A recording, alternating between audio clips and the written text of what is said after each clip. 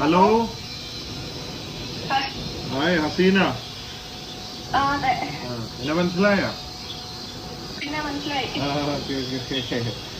എവിടെ വീട്ടിലാണോ? എവിടെയാ വീട്?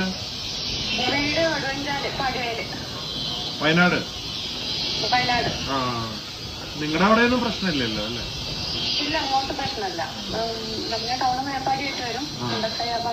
അറിയാം, ഞാൻ വന്നിരുന്നു അവിടെ 2 ദിവസം പ്രവർത്തനത്തിനുണ്ടായിരുന്നു, രക്ഷാപ്രവർത്തനം കാര്യങ്ങളൊക്കെ. എന്തെടുക്ക? ഭക്ഷണം കഴിച്ചാ? എന്താ കറിയുന്നത്? ബിരിയാണിയാണോ? സാമ്പാർ മാത്രം? ഓക്കെ. ഞാൻ എന്തിനാ വിളിച്ചതെന്ന് മനസ്സിലായോ?